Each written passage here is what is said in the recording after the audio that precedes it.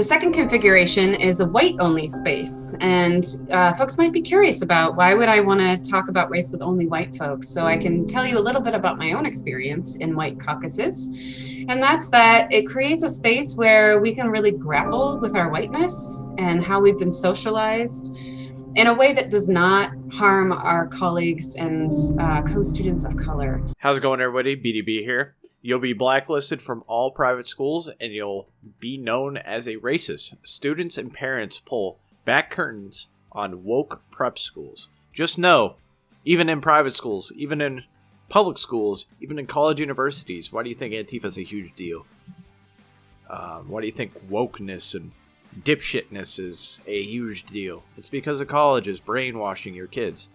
All these very liberal and far left people teaching your kids that it's okay to be as idiotic as they are. So I really recommend homeschooling your kids and telling them probably not go to college, like it's not the only option.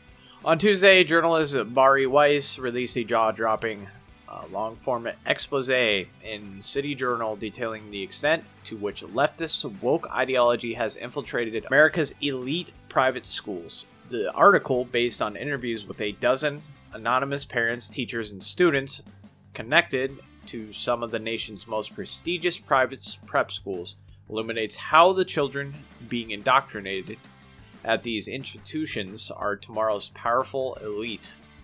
Now these whistleblowers want the world to know what's coming down the pipeline. If you thought indoctrination at public schools was bad, just wait till you see what some private schools' kids are learning. It's gone far beyond tossing out classic literature in favor of trendy, woke offerings like Dear Justice. We don't call them Newton's laws anymore, we call them three fundamentals laws of physics. They say we don't need to decensor whiteness, shared one upperclassman at Princeton, a top private school in the Bronx, for which the 2020-2021 tuition was $55,000. The school also offers an elective titles historicizing Manhattan's Grace Church School, which has recently been forced to respond to controversy over its inclusive language guide offers a course titled Alling Why, Who, and How.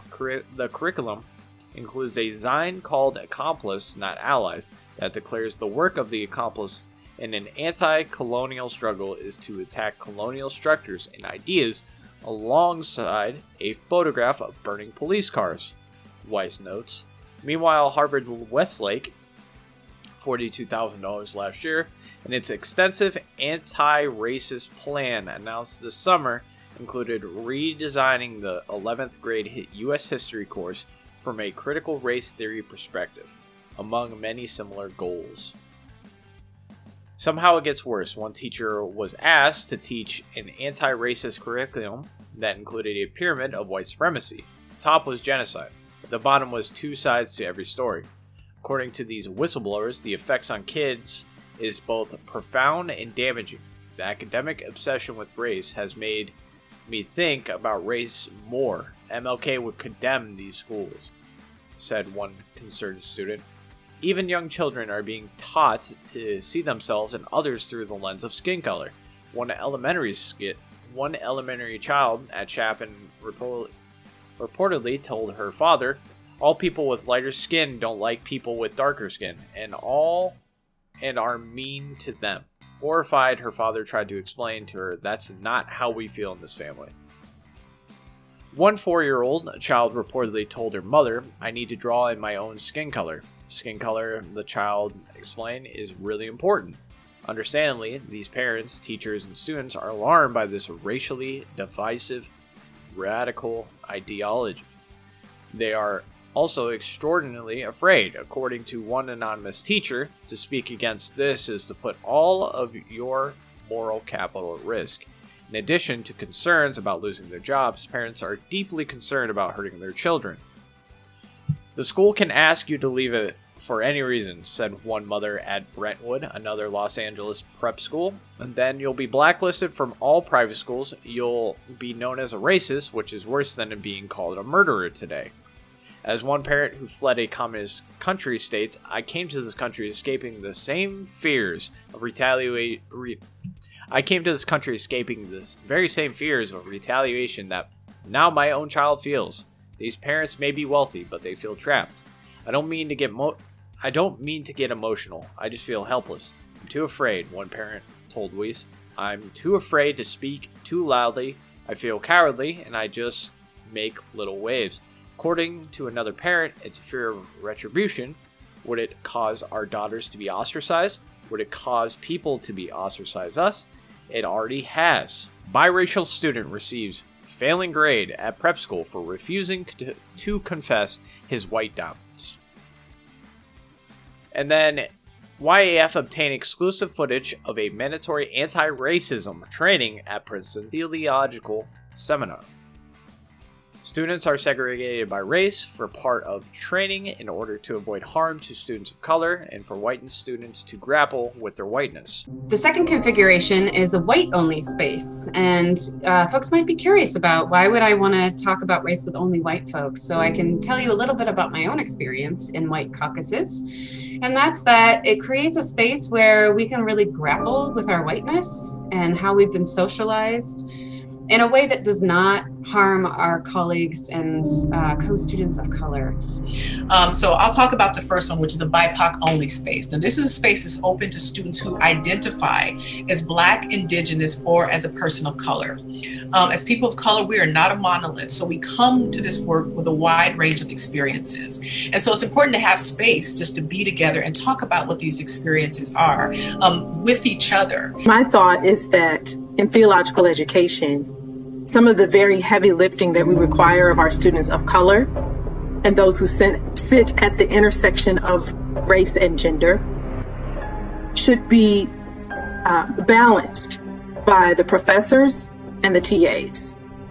This is part of our history, and it's embedded, which is what makes it so hard. It's not a moment. This is embedded into our identity as a North American, primarily white majority church.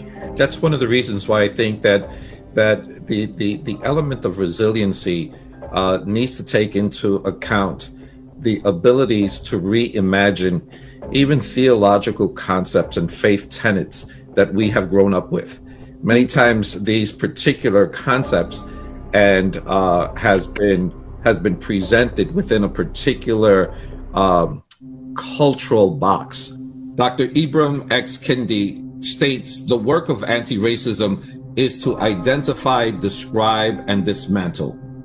Wherever you are in the continuum, the two pandemics demand that we reimagine our society, and indeed our seminary, beyond our current structures and practices. I also think that knowing that every member of our institution has committed themselves to this work offers a powerful testimony to our broader seminary community that we recognize anti-racism formation is a critical component of Christian discipleship and witness, and that this work of doing justice is ongoing. I think the anti-racism affirms a holistic theology, right?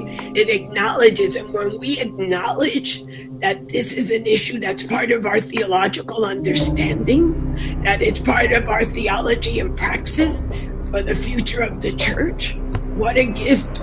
I'm excited that it's not a program, that it's being embedded as a way of life in our covenant community understanding.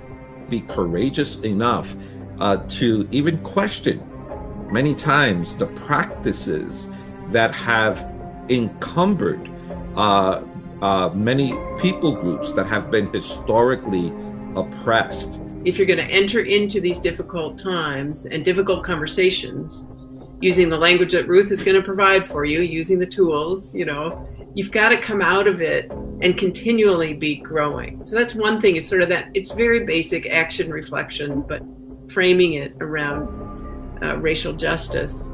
And then another thing I think that has really worked for me, and that is generating empathy. I personally don't know what it is to be a person of color, and I can't sit in your shoes. We first need to hear the voices that have been historically oppressed, and not only listen, but be empathetic to the struggles, the traumas that have been experienced over time and over history. So building capacity to engage in cross-cultural learning is an extremely important element as we try to understand how race and racism has been embedded within structures in our society, and what can we do to dismantle it. All right, so yeah, if you haven't figured it out, critical race theory and anti-racism is racist as fuck. They want to, segregate people by skin color. And they want to, teach white kids that they're evil and they're racist just for being white. Well, that seems pretty racist to assume that just because of the color of your skin, you're automatically a racist. I don't know how they don't think that's not racist. But, of course, black people can't be racist. They can't. They just can't, apparently. Only white people can be racist, apparently, to these white saviors. You need to stop being a coward. I'm not talking to you specifically. I'm talking about these people, like those parents from the school. You need to speak up and tell them this is nonsense. We are not letting our kid learn this shit. This is why wokeness and this dipshit ideology, this critical race theory bullshit is coming to the forefront and being forced into society. It's because people are weak and they don't want to fucking speak up. They think they're too comfortable to speak up. Well, we're about to get very uncomfortable really soon when the country falls because you let these dipshits take over your institutions and everything, including entertainment, including politics, everything is dominated because people are too weak-minded, Republicans, to speak up and say this is insane. Quit being a coward, stand up for what you believe in, and tell those people that are fucking insane to shut the fuck up. And laugh them off of Twitter and off of society. Don't cancel them. Just laugh at them until they feel like a dipshit. Because they are. But that's going to be a video, guys. Let me know in the comment section below what you think. And I'll see you guys in the next video. Bye.